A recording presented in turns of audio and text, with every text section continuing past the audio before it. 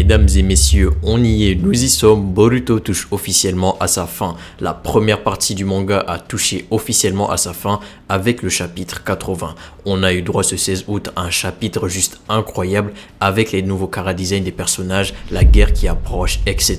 Naruto n'est plus du tout mentionné dans l'œuvre et cela est peut-être un signe ou un message pour nous dire que ce dernier restera scellé à jamais. Nous allons donc découvrir une histoire beaucoup plus sombre par la suite. En ce moment, le poulet a un goût exceptionnel car je ne sais pas trop si vous réalisez, mais on a eu le one shot sur Minato qui est sorti récemment, à savoir le 18 juillet, les visuels de l'anime Naruto et les nouveaux épisodes prévus pour la rentrée, le nouveau jeu Boruto Storm en quelque sorte, le retour du manga Boruto avec même la deuxième partie, bref. Quel poulet succulent. Juste avant de découvrir cette analyse complète et détaillée que je vous ai concoctée, n'hésitez surtout pas à rejoindre le serveur Discord se trouvant en description et de venir me follow sur mon compte Twitter, cela me soutiendrait énormément. Aussi au passage, n'hésitez pas à vous abonner à la chaîne et à donc rejoindre le village. Ici on parle de Boruto et souvent de temps en temps de Naruto et même d'autres car vous êtes près de 90% à consommer le contenu sans être abonné et c'est vraiment dommage. Alors pour soutenir les heures de travail, n'hésitez surtout pas. Bref, on ne perd pas plus de temps et on est parti pour se plonger dans la review complète et l'analyse complète de ce magnifique premier chapitre de Boruto to Blue Vortex.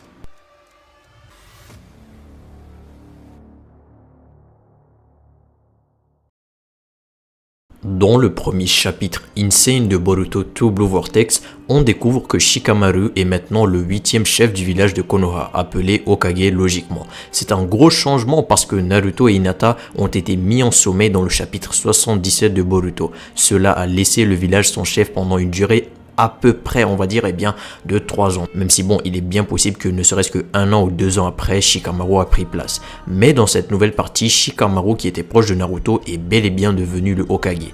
Beaucoup de gens pensaient que Konohamaru, Kakashi ou même Sarada deviendraient le nouveau Hokage, mais c'est Shikamaru qui l'est devenu, ce qui était une surprise. Cela montre qu'il est maintenant responsable de guider le village et de prendre des décisions très importantes. Cela peut sembler un peu étrange au début, mais cela montre que même les personnages auxquels on ne s'attend pas peuvent avoir un grand rôle. La chose qui peut sauver Shikamaru et même sauver le village, c'est son intelligence. Et on doit tous compter là-dessus, je pense.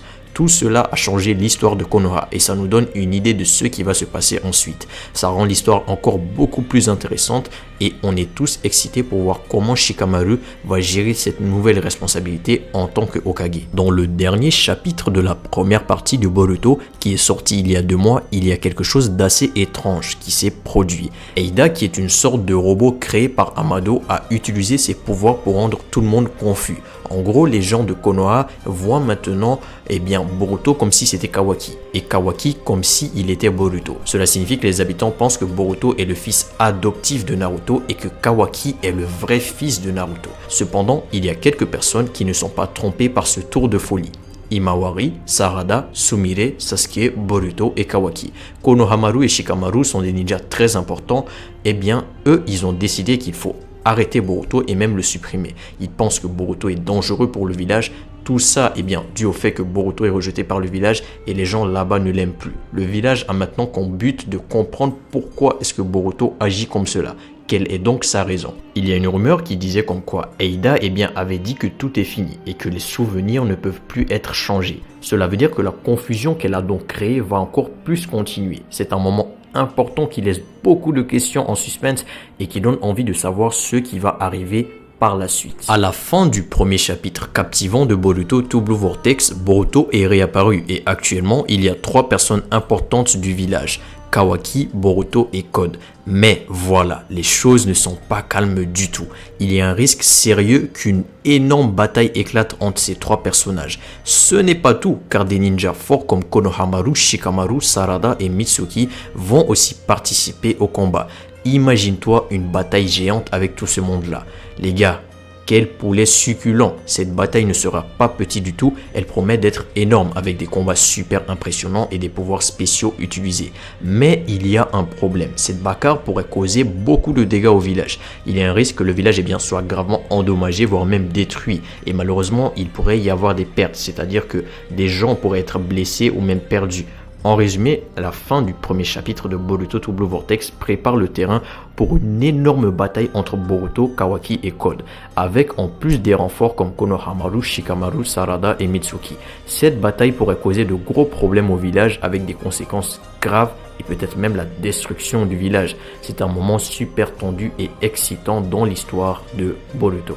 Depuis le tout début de l'aventure de Boruto, Orochimaru, bien qu'apparaissant et bien quelquefois, a été en grande partie en retrait de l'intrigue. On ne sait que très peu de choses à son sujet dans Boruto, où il se trouve, ce qu'il fait et dans quelle mesure il continue d'exercer son influence. Cela crée donc un voile de mystère autour de lui, ajoutant une touche d'anticipation et d'incertitude à l'histoire. Néanmoins, il est indéniable que le personnage d'Orochimaru possède une histoire complexe et un potentiel de puissance extraordinaire. Ce qui le distingue particulièrement, c'est sa nature énigmatique et insaisissable.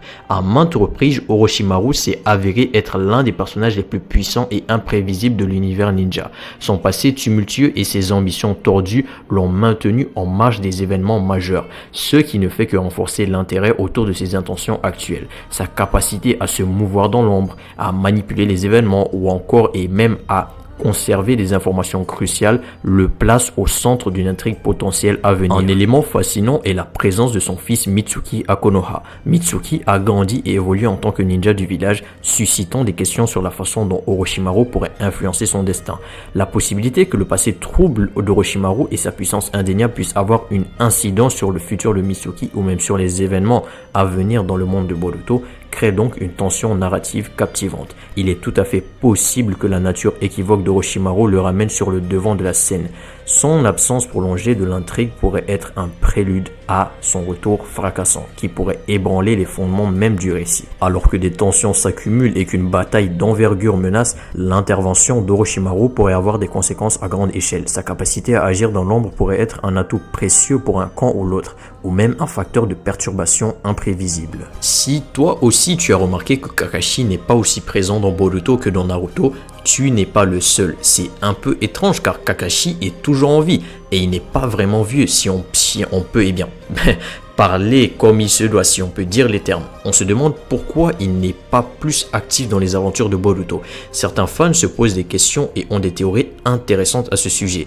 Une idée est que Kakashi, malgré son âge, pourrait toujours être capable de se battre à un niveau élevé. Après tout, il a accumulé énormément d'expérience et de compétences au fil des années. Même s'il n'est plus Hokage, il reste un ninja très talentueux.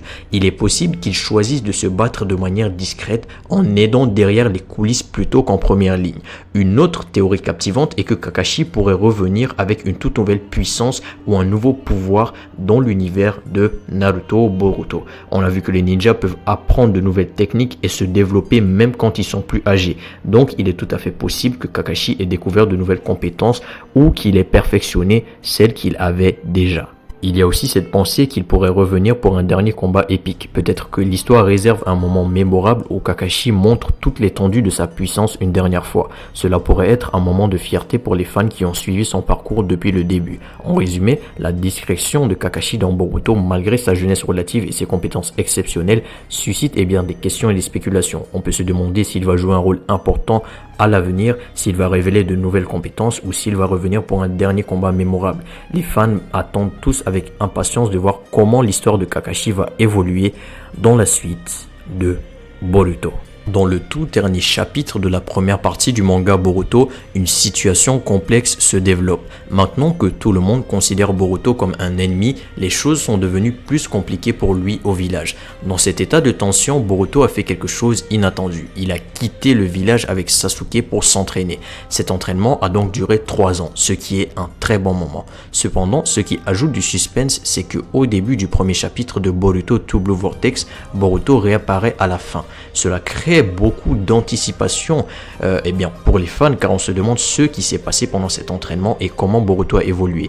De plus, il y a une rumeur qui circule dans l'univers de Boruto. On dit que Sasuke est toujours en vie. Cela est en quelque sorte une surprise, même si ce n'est pas confirmé qu'il est toujours en vie, car on pensait qu'il était peut-être parti pour de bon, parce qu'on ne l'a vu à aucun moment dans le chapitre, et même il n'a pas l'air forcément d'être présent, et ces théories-là ont été appuyées depuis longtemps. Mais personne ne sait réellement où il est. Ce qu'il fait ou si il est en mesure de combattre. Cela laisse beaucoup de questions en suspense. Est-ce que Sasuke va revenir? Est-ce qu'il a quelque chose à voir avec le retour de Boruto? Les fans sont impatients de savoir ce qui va se passer et même moi j'ai vraiment hâte de voir comment tout cela va se dérouler.